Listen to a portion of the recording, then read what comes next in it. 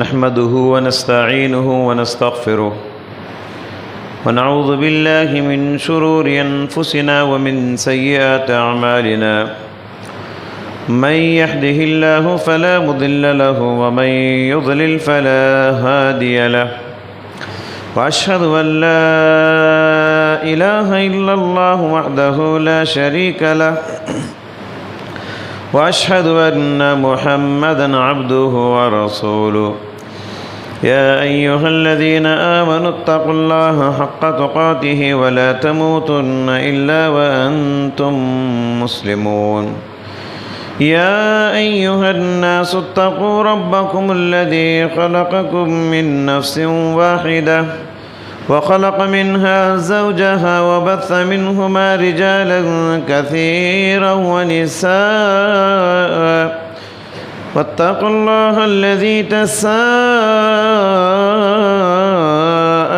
به والأرحام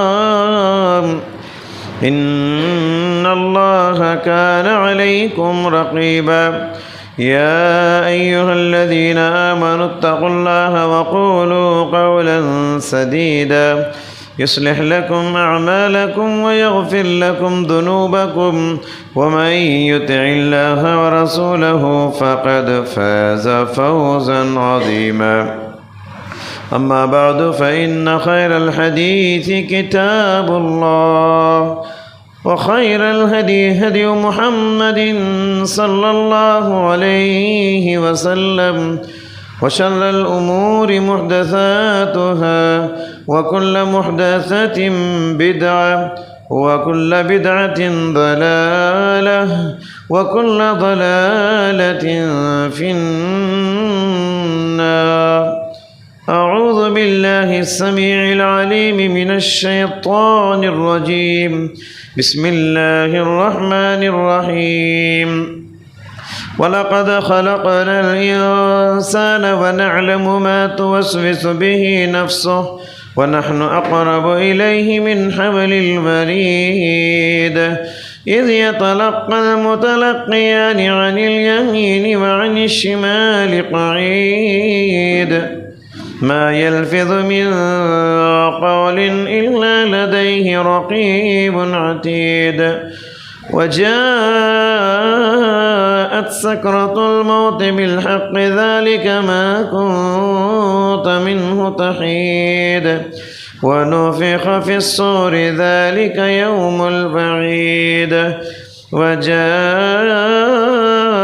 كل نفس معها سائق وشهيد لقد كنت في غفلة من هذا فكشفنا عنك غطاءك فبصرك اليوم حديد وقال قرينه هذا ما لدي عتيد ألقيا في جهنم كل كفار عنيد مناع للخير معتد مريب الذي جعل مع الله إلها آخر فألقياه في العذاب الشديد. وقال تعالى في موضع آخر الرجال قوامون على النساء بما فضل الله بعضهم على بعض وبما أنفقوا من أموالهم. حاضرین جمعہ، پردہ نشین خواتین اسلام،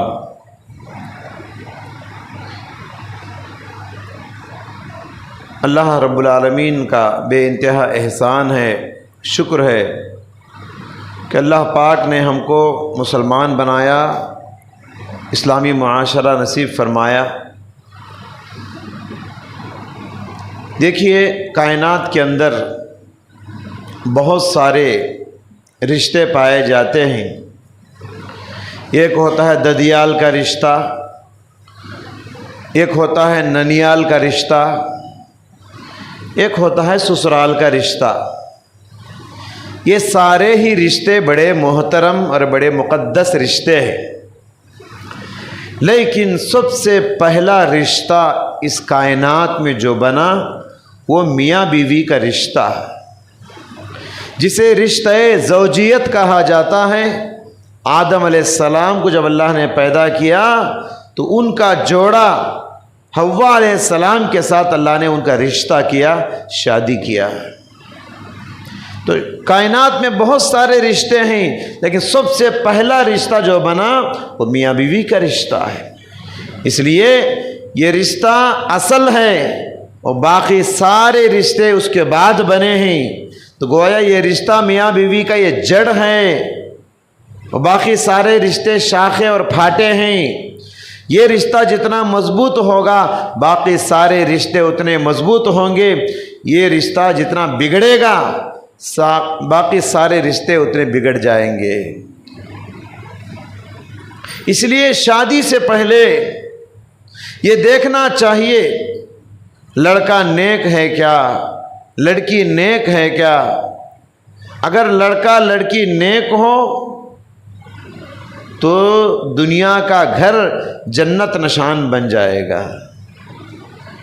اگر میاں بیوی نیک نہ ہو، اسلام کی بنیادوں پر شادی نہ ہو، صرف دنیا کو دیکھ کر، پیسے کو دیکھ کر، دولت کو دیکھ کر آپ شادی کریں گے، دنیا کی بنیادوں پر آپ شادی کریں گے تو یہ رشتے نبھتے نہیں، بلکہ ایسے رشتے شادی ہونے کے بعد بھی دنیا میں ان کا گھر جہنم نما بن جاتا ہے، زندگی عذاب بن جاتی ہے، کیونکہ دنیا کی بنیادوں پر شادی کیے، دین کی بنیادوں پر نہیں۔ اللہ نے حالانکہ کیا فرمایا قرآن میں، بتایا کہ لِتَسْكُنُوا إِلَيْهَا، شادی جو کی جاتی ہے یہ سکون حاصل کرنے کے لیے عورت سے شادی کی جاتی ہے۔ سکون کب ملے گا؟ جب دین کی بنیادوں پر آپ شادی کرو۔ دیکھیے حضرات، اسی لیے شریعت کیا کہتی ہے، نکاح کو آسان بناؤ، نکاح کو اتنا آسان کرو کہ لوگوں کو زنا کرنا مشکل ہو جائے۔ آج کیا ہو گیا؟ الٹا ہو گیا، لوگوں نے نکاح کو اتنا مشکل بنا دیا، نکاح کرنا بہت مشکل ہو گیا، زنا کرنا بڑا آسان ہو گیا۔ حالانکہ پیارے نبی صلی اللہ علیہ وسلم نے فرمایا ان اعظم النکاح برکہ ایسرہ معنہ، سب سے عظمت والا، سب سے بہترین نکاح وہ ہے، سب سے بابرکت نکاح وہ ہے، سب سے زیادہ برکت والا نکاح وہ ہے جو آسانی سے ہو جائے اور کم خرچے میں ہو جائے۔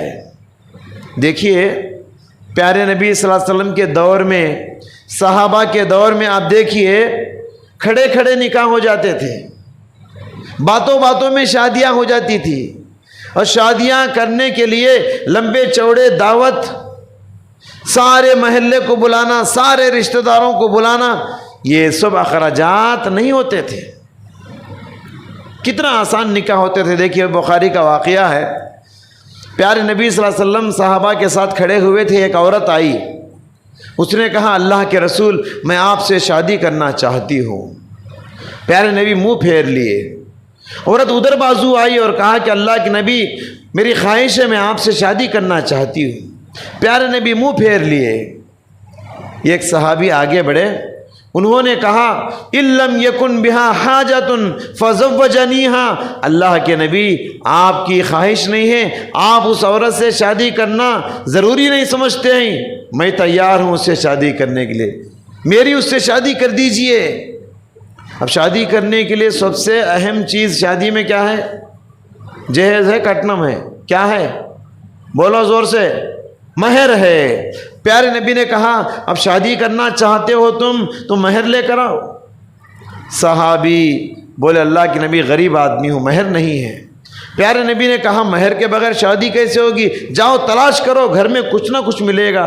غریبی کا یہ عالم تھا، سارا گھر چھان بین کر دیے، جھاڑو دے دیے، گھر میں کچھ نہیں ملا۔ پیارے نبی نے فرمایا التمس ولو خاتما من حدید، سونے کی انگوٹھی مہر میں دے نہیں سکتے، چاندی کی انگوٹھی مہر میں دے نہیں سکتے، کم از کم لوہے کی ایک انگوٹھی لا کے دے دو، لوہے کا رنگ لا کے دے دو، اس کے بدلے میں تمہاری شادی کر دوں گا۔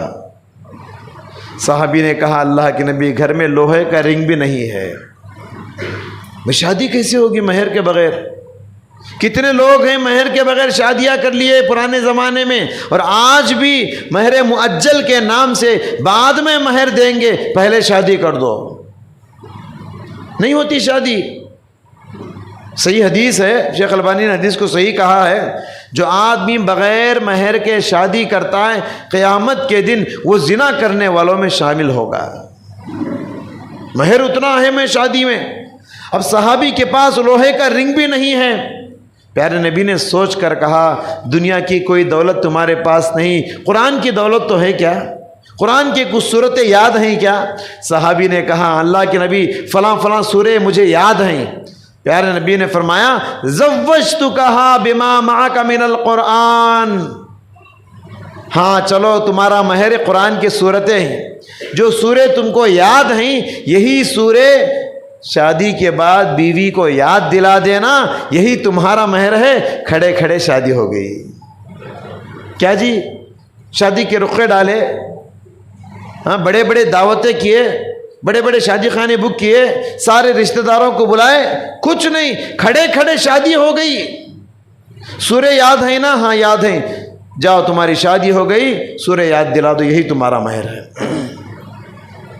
اور کتنی شادی، کتنی مثالیں ایسے میں آپ کو بتاؤں۔ پیارے نبی صلی اللہ علیہ وسلم کے زمانے میں دعوتیں اتنی لمبی چوڑی نہیں ہوتی تھی، نکاح کی دعوتیں، ولیمے کی دعوتیں لمبی چوڑی نہیں ہوتی تھی، بہت آسانی کے ساتھ شادیاں ہو جایا کرتی تھی۔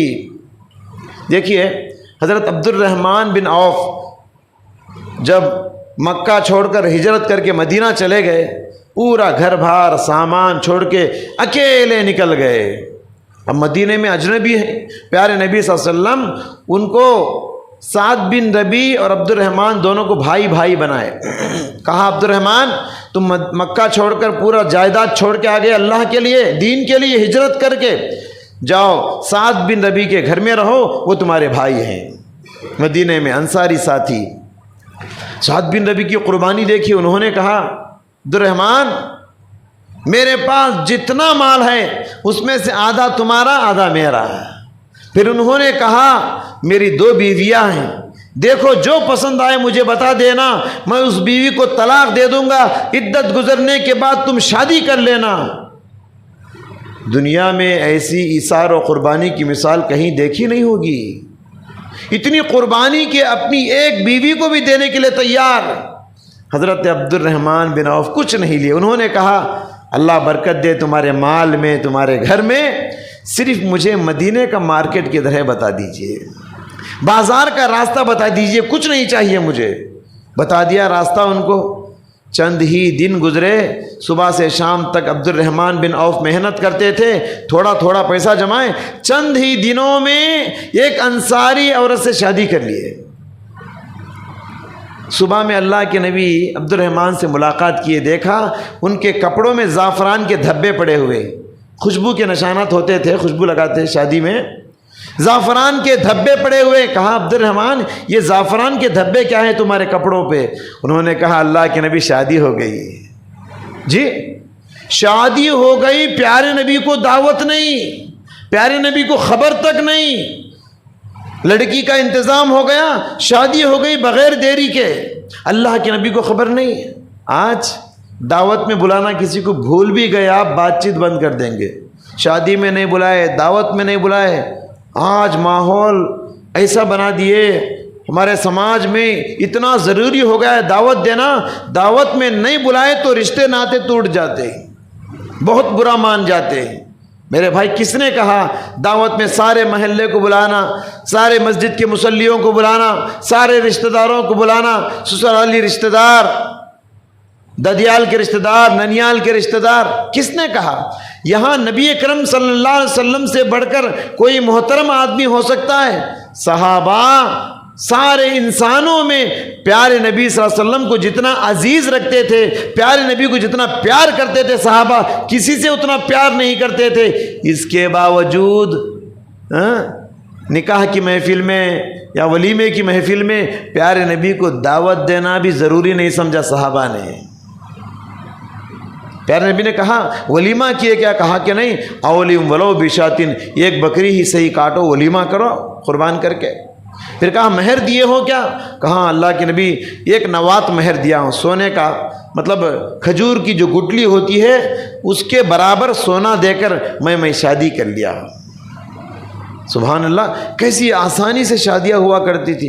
بخاری کی ایک اور روایت ہے، حضرت جابر رضی اللہ تعالیٰ عنہ، جابر بن عبداللہ رضی اللہ تعالیٰ عنہ، اللہ کے نبی نے دیکھا ان کے کپڑوں پہ زرد رنگ لگے ہوئے ہیں، مطلب ان کی شادی ہو گئی تھی جس کی وجہ سے خوشبو کے نشانات کپڑوں پہ لگے تھے۔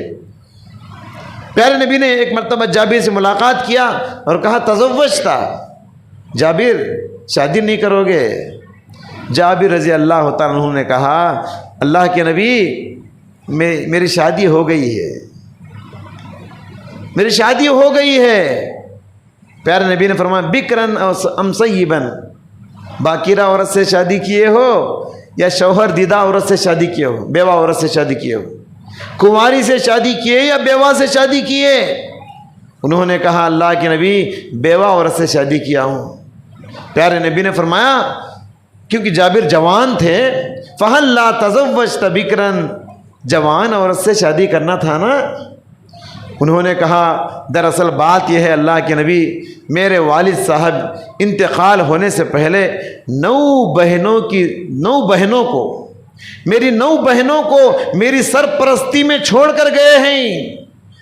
اگر میں کنواری اور جوان عورت سے شادی کروں اسے ناز نخرے زیادہ ہوتے ہیں، تجربہ کم ہوتا ہے، اس لیے میں نے بیوہ عورت عمر والی عورت سے شادی کیا کیونکہ اس کے اندر ناز نخرے کم ہوتے ہیں اور وقت کے لحاظ سے میرے بہنوں کا وہ خیال کر سکے۔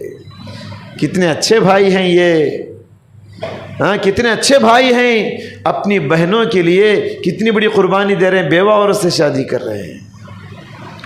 تو یہاں دیکھیے غور کرنے کی بات یہ ہے کہ جابر رضی اللہ تعالیٰ عنہ نے شادی کیا، پیارے نبی کے کانوں کان خبر نہیں، پیارے نبی کو کوئی دعوت نہیں، پیارے نبی کو کوئی اطلاع نہیں، حالانکہ صحابہ نبی کو کتنا چاہتے تھے۔ مطلب یہ ہوا شادی میں سارے لوگوں کو بلانا، اپنے سارے چہیتوں دوستوں کو بلانا، یہ کوئی ضروری نہیں، 4-5 آدمی بیٹھ گئے کہیں مسجد میں یا گھر میں کہیں بھی شادی ہو جاتی ہے۔ اتنی آسانی کے ساتھ شادیاں نبی کے زمانے میں ہوا کرتی تھی۔ اس لیے حضرات یہ بات یاد رکھیے کہ اسلامی طریقے پہ جو شادی ہوتی ہے نا بہت کم خرچ میں ہوتی ہے، بہت آسانی کے ساتھ ہو جاتی ہے۔ اس میں اور اسلام میں شادی کے موقع پر عورت کے اوپر 1 روپے کا بوجھ نہیں، 1 اٹھنی کا بوجھ نہیں، 1 چونی کا بوجھ نہیں۔ شادی کے موقع پر اور شادی کے بعد پوری زندگی جو نان و نفقہ اور خرچے کا جو ذمہ دار ہے وہ مرد ہے۔ اللہ تعالیٰ نے قرآن میں ارشاد فرمایا کہ الرجال قوامون علی النساء، مرد کو اللہ تعالیٰ نے عورتوں پر حاکم اور ذمہ دار بنایا ہے، بما فضل اللہ بعضهم علی بعض، اس وجہ سے کہ اللہ تعالیٰ نے ایک دوسرے پر فضیلت دیا، تو عورتوں پر اللہ نے مردوں کو فضیلت دیا، کیوں؟ وَبِمَا أَنفَقُوا مِنْ أَمْوَالِهِمْ، عورتوں پر مرد کو فضیلت اس لیے دیا کیونکہ مرد ہی اپنے مال سے خرچتا ہے عورت پر، عورت کے اوپر نان و نفقہ کا ذمہ دار مرد ہوتا ہے۔ فرمایا وَلَهُنَّ عَلَيْكُمْ رِزْقُهُنَّ وَكِسْوَتُهُنَّ بِالْمَعْرُوفِ، عورت کے کھانے کا ذمہ دار مرد ہے، عورت کے لباس کا ذمہ دار مرد ہے، عورت کے گھر کا ذمہ دار مرد ہے، عورت کی شادی کا ذمہ دار مرد ہے، شادی کے جو اخراجات ہیں، مہر کے جو اخراجات ہیں، جہیز کے جو اخراجات ہیں، ساز و سامان کے جو اخراجات ہیں، گھر بسانے کے جو اخراجات ہیں، ساروں کا ذمہ دار مرد ہے۔ وَبِمَا أَنفَقُوا مِنْ أَمْوَالِهِمْ، مرد کو فضیلت اسی لیے دیا، ذمہ دار، قوام، حاکم اس لیے اللہ نے بنایا، مرد بنایا اس لیے کہ وہ عورت پہ خرچ کرے، عورت کے اوپر کوئی ذمہ داری اللہ تعالیٰ نے نہیں رکھا۔ آج ہندو سماج میں ہم لوگ رہتے ہیں، ہندوستان میں ہم لوگ رہتے ہیں، یہاں اس کا الٹ کر دیا، پورا الٹا ہو گیا۔ مرد کے اوپر کوئی ذمہ داری نہیں، یہاں تک کہ بعض ایسے مرد بھی ہیں نکاح کے موقع پہ مہر تک ادا نہیں کرتے، پیچھے سے بہت لیتے ہیں، مہر تک ادا نہیں کرتے، پوری ذمہ داری عورت کے اوپر چھوڑ دیتے ہیں۔ سمجھ رہے ہیں کیا؟ ہندوؤں کے جو اثرات ہم نے قبول کیے، ہمارے استاد محترم مولانا اطہر حسین رحمۃ اللہ علیہ، اللہ ان کی بال بال مغفرت فرمائے، وہ کلاس میں ہم کو کہا کرتے تھے کہ ہندوستان میں ہم لوگ آدھے ہندو بن چکے ہیں، بلکہ آج کے زمانے میں اس سے بڑھ کر ہو چکے ہیں۔ جو اثرات ہندوؤں کے ہم نے قبول کیے، اس میں شادی بیاہ کے جو رسوم و رواج ہیں، جی منگنی کے رسم سے لے کر ولادت، جو بچوں کی پیدائش ہوتی ہے وہاں تک دیکھ کتنے خرچے ہوتے پورے عورت پہ۔ حالانکہ منگنی کا مطلب کیا ہے؟ بات چیت کرنا، ختم کرنا، فلاں تاریخ کو شادی ہے۔ آج کیا کرے، پہلے گھروں میں چھوٹی موٹی دعوتیں، 4 برتن کھانا کھلا لیتے تھے، آج شادی منڈپوں میں منگنی کی دعوتیں ہو رہی ہیں، نکاح ولیمے کی دعوت کی طرح بڑے زور و شور کے ساتھ۔ بھائی یہ سب خرچہ کس کے اوپر ہے؟ لڑکی کے اوپر۔ کتنے اخراجات بڑے زور و شور کے ساتھ، اور دولہے والے کہتے ہیں منگنی میں بھی ہمارے اتنے 100 آدمی آئیں گے، ہمارا خاندان بہت بڑا ہے، اور ایسے ایسے عزت کرنا ہمارے خاندان والوں کو۔ پھر منگنی ہو گئی، اس کے بعد شادی رکھا جاتا ہے، شادی میں دعوت دی جاتی ہے، کہتے ہیں ہفتے کو ہلدی کی دعوت، اتوار کو نکاح کی دعوت، پیر کو ولیمے کی دعوت۔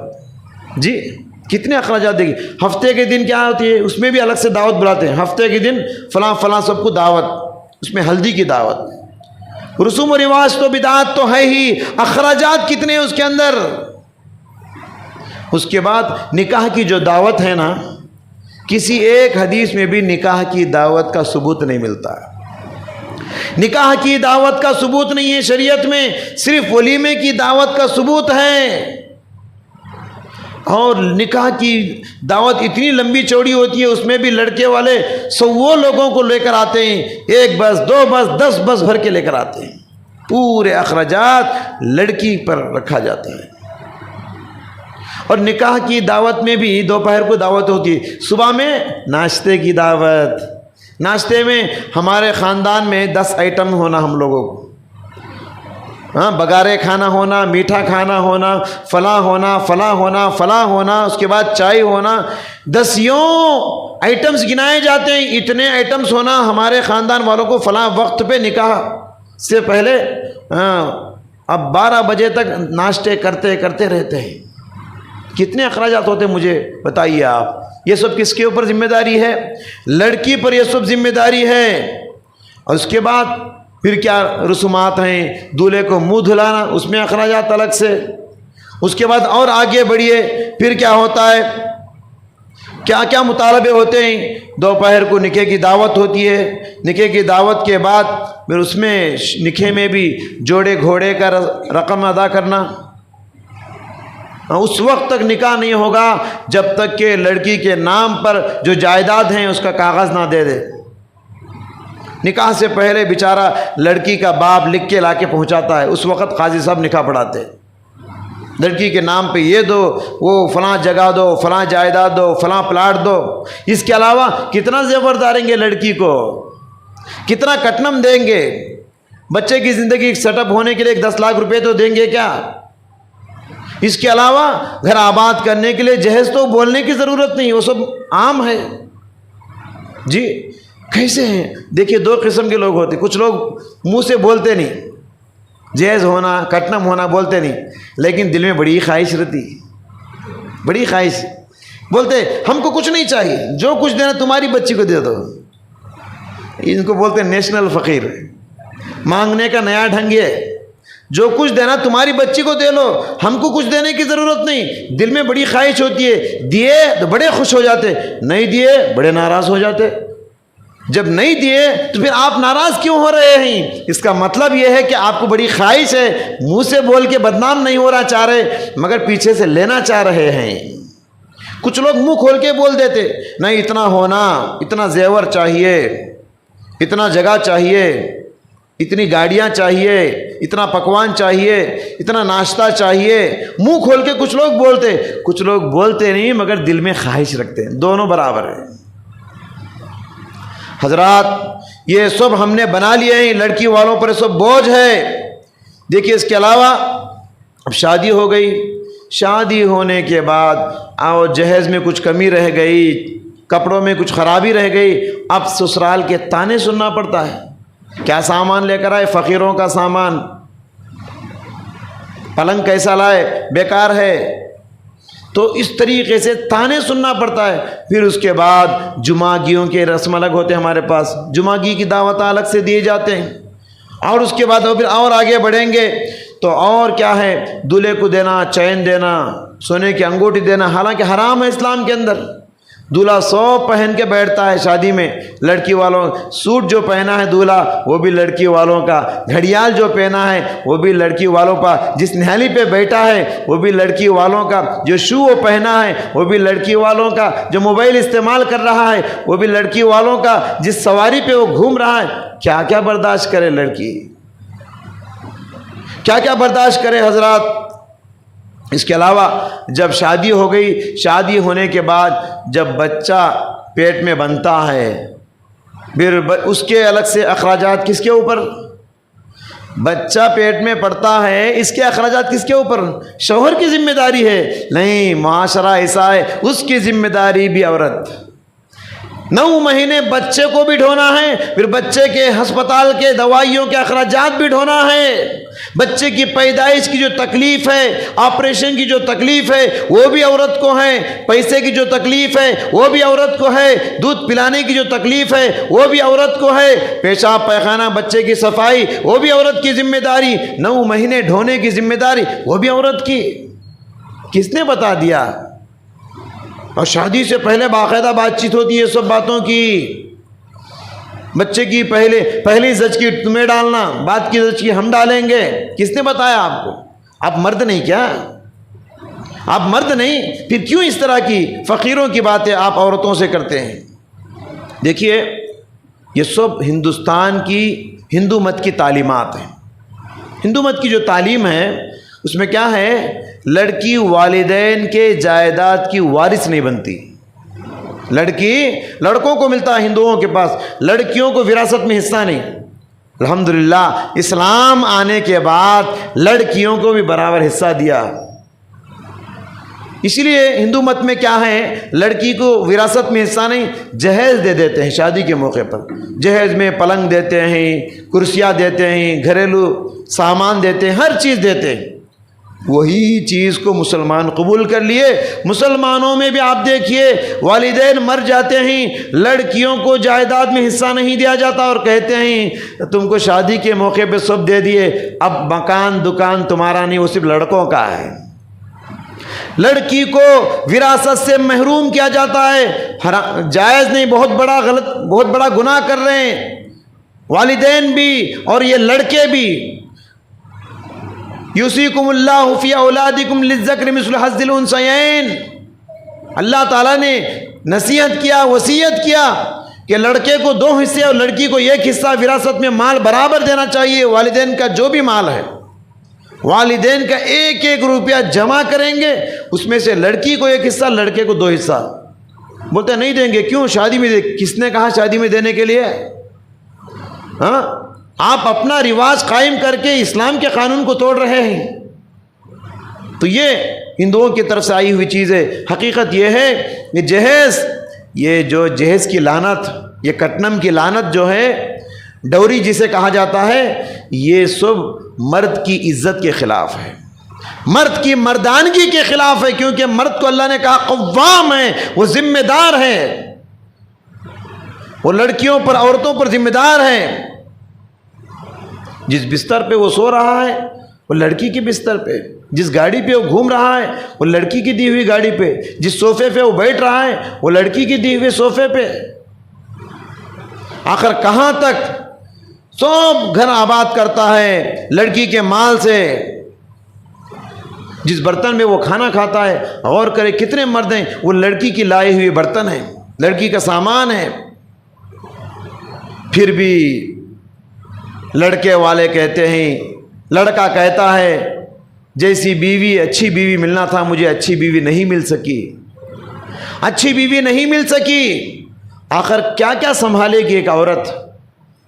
مرد کو سنبھالے گی، مرد کی خدمت کرے گی، بچوں کی خدمت کرے گی، گھر کی خدمت کرے گی، کپڑے دھوئے گی، برتن صاف کرے گی، گھر کی صفائی کرے گی، آفس کی خدمت کرے گی۔ آخر کتنا کرے گی ایک عورت، کیا کیا ذمہ داری سنبھالے گی؟ یہی وجہ ہے کہ بہت ساری عورتوں پر مرد اتنا ظلم کرتے ہیں، اتنا ظلم کرتے ہیں۔ اسی ظلم کی وجہ سے بہت ساری لڑکیاں کسی کی عمر 25 سال 30 سال بڑھاپے کو پہنچ رہے ہیں، شادی کا انتظار کر رہے ہیں۔ کیوں جی؟ شادی کی خواہش نہیں، کیا خواہش ہے مگر جہیز نہیں ہے، شادی کے اخراجات نہیں ہیں۔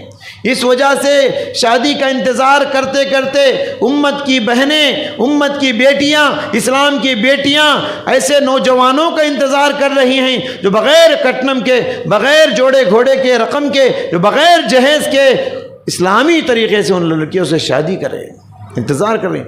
اور اگر جہیز نہ دیا جائے، شادی اگر ہو بھی جائے تو سسرال کے تانے وہ سن نہیں سکتی۔ اسی وجہ سے ہم دیکھتے ہیں بہت ساری لڑکیاں سوسائڈ کر رہی ہیں، اپنے آپ کو اپنے ہاتھوں سے برباد کر رہی ہیں۔ ابھی پچھلے ہفتہ چند دنوں پہلے احمد آباد کی عائشہ کا واقعہ آپ نے سنا، اس نے ویڈیو بھی چھوڑا تھا۔ زندگی کا آخری ویڈیو میں جو ایک لفظ اس نے کہا دلوں کو ہلا دینے والا، اس نے کہا اے اللہ میں تجھ سے ملاقات کرنا چاہتی ہوں، زندگی میں پھر مجھے انسانوں کی صورت مت دکھا۔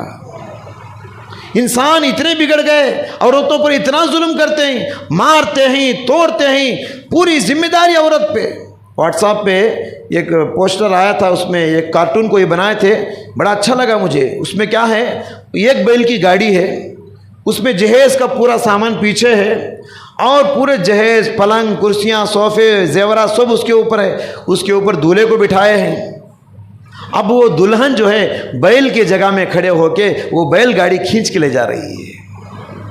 مطلب ہے کہ جہیز کی بوجھ، شوہر کا بوجھ، بچوں کا بوجھ، یہ صنف نازک، یہ کمزور ٹیڑھی پھسلی سے پیدا ہوئی عورت سب کو کھینچ کے لے کر جا رہی۔ پھر بھی کہتے ہیں عورت یہ اچھی بیوی نہیں بن سکی، آخر کیا کیا ڈھوئے گی۔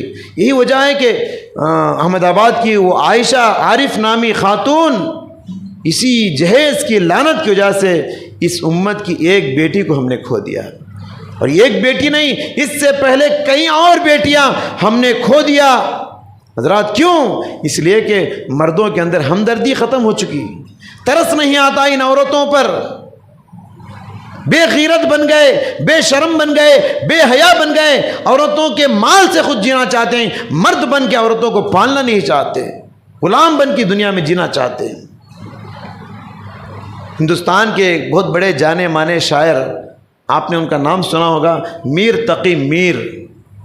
میر تقی میر، انہوں نے اپنی بیٹی کی شادی کی، جہیز، کٹنم، جو جوڑے گھوڑے کا رقم سب دے کے شادی کیے۔ جب بیٹی کو اپنے گھر سے نکال رہے تھے، سسرال کو بھیج رہے تھے، رخصت کرتے وقت انہوں نے بھیگی ہوئی پلکوں سے بیٹی سے کہا، بیٹی تم جا رہی ہو سسرال، اگلے بار جب تم گھر آؤ نا تو اس گھر کو نہیں آنا، کیونکہ اسی گھر کو بیچ کر میں نے تمہاری شادی بنچائی۔ اگلے بار آؤ تو اس گھر میں نہیں آنا، یہ گھر اب ہمارا نہیں، اس گھر کو بیچ کر میں نے تمہاری شادی کی۔ یہ کہہ کے وہ بھیجے، لیکن اس کے باوجود وہ لڑکی اتنے تانے سنی، سوسائڈ کر لی، انتقال ہو گئی۔ ان کے انتقال کی خبر جب ان کے والد میر تقی میر کو پہنچی، بڑے شاعر تھے ہندوستان کے، انہوں نے ایک شعر کہا، انہوں نے کہا، اب آیا ہے خیال اے آرام جان اس نامرادی میں۔ بیٹی سے کہتے ہیں آرام جان، اب آیا ہے خیال اے آرام جان اس نامرادی میں، کفن دینا بھول گئے تھے تجھے سامان شادی میں، سب کچھ دیا میں، یہ کفن بھی دے دیتا تو پورا ادا ہو جاتا، وہ ایک میں نے تجھے دینا بھول گیا۔ کتنی عورتیں اپنے جان کو ہلاک کر رہی ہیں۔ یہ الگ بات ہے کہ کتنا بھی مشکل موقع آئے، زندگی کتنی بھی عذاب بن جائے، سوسائڈ اسلام میں بالکل جائز نہیں۔ سوسائڈ اسلام میں حرام ہے، جہنم میں سوسائڈ کرنے والوں کی بڑی خطرناک سزائیں ہیں۔ اس لیے میں امت کی بہنوں سے کہنا چاہتا ہوں، زندگی میں جتنی بھی تکلیف آئے کبھی اپنی جان کو اپنے ہاتھوں سے ہلاک نہ کرنا، کبھی اپنے آپ کو برباد نہ کرنا، خودکشی نہ کرنا، سوسائڈ نہ کرنا، برداشت کرو، اچھے دن اللہ تم کو دکھائے گا، اچھے دن دنیا میں آئیں گے، اگر دنیا میں نہ آ سکے صبر کرو، اللہ پاک جنت میں تم کو اعلیٰ مقام دے گا تمہارے صبر کے بدلے میں۔ اس لیے نوجوانوں، تم سب مل کے عہد کرو، یہ وعدہ کرو، ہم جہیز نہیں لیں گے، ہم کٹنم نہیں لیں گے، ہم دعوت نکاح نہیں کریں گے، ہم صرف ولیمے کی دعوت کریں گے، ہم منگنی کا رسم نہیں ادا کریں گے، ہم منہ دھلانے کا رسم ادا نہیں کریں گے، ہم ہلدی کا رسم ادا نہیں کریں گے، ہم جوڑے گھوڑے کا رقم نہیں لیں گے، ہم مرد بن کے جئیں گے، ہم مرد بن کے مریں گے، اور اسلامی طریقے سے آسانی سے شادی کریں گے، شادیوں کو آسان بنائیں گے۔ یہ وعدہ کرو آپ لوگ، یہاں سے اٹھنے سے پہلے اللہ سے وعدہ کر کے اٹھو، ہم مرد بن کے جئیں گے۔ اور دنیا کے اندر دیکھو، اپنے حقوق، اپنے رائٹس کے لیے لوگ روڈوں پر نکل کے پروٹیسٹ کرتے ہیں۔ اس جہیز کی لعنت، جہیز کی برائی کے خلاف آپ سب مل کے پروٹیسٹ کرو۔ بریلی میں ایک مرکزی درگاہ ہے، وہاں کے علماء نے مل کر یہ فیصلہ کیا، جو آدمی جہیز لے کے شادی کرے گا ہم اس کی نکاح نہیں پڑھائیں گے۔ بریلی درگاہ والے کر سکتے ہیں، ہم وجے واڑے والے نہیں کر سکتے؟ کرنا چاہیے، سب ایک ہونا چاہیے، برائیوں کے خلاف آواز اٹھانا چاہیے۔ کتنی بیٹیوں کو ہم اللہ کے حوالے کریں گے، کتنی بیٹیوں کو ہم جلائیں گے، پانی کے حوالے کریں گے، آگ کے حوالے کریں گے، ریل کے پٹریوں کے حوالے کریں گے۔ شرم کب آئے گی مسلمانوں کو؟ غیرت کب جاگے گی مسلمانوں کی؟ حضرات، اس لیے ضرورت اس بات کی ہے کہ ہم دنیا کے اندر شادیوں کو آسان بنائیں، شادیوں میں نکاح کی دعوتوں کو ختم کرے۔ پیارے نبی صلی اللہ علیہ وسلم بھی شادیاں کیے، کتنی آسان شادیاں تھیں۔ پیارے نبی صلی اللہ علیہ وسلم ولیمہ کیا صفیہ رضی اللہ تعالیٰ عنہ کا، کچھ کھجور اور ستو کے آٹے سے۔ کوئی ضروری نہیں کہ جانور ہی کاٹنا، کوئی ضروری نہیں، طاقت اللہ نے دیا ہے تو آپ کو ایک کیا 4 جانور کاٹیے، اجازت ہے، پیسے ہے تو۔ آج حالت یہ ہو گئی اپنی ناک کو اونچی کرنا، میرا بھائی 5 آئٹم کھلایا تو میں 10 آئٹم کھلاؤں گا تاکہ بھائی سے بڑا نام مجھے آئے۔ قرض لے کر یہ صحیح شادی کرتے ہیں، سود لے کر۔ یاد رکھیے، چادر جتنی ہے پیر اتنا پھیلائیے۔ پیارے نبی صلی اللہ علیہ وسلم سمپل ستو کے آٹے سے شادی کر دیے، کھجور کے ٹکڑوں سے شادی کر دیے۔ تو اس طریقے سے نکاحوں کو آسان کرنا چاہیے۔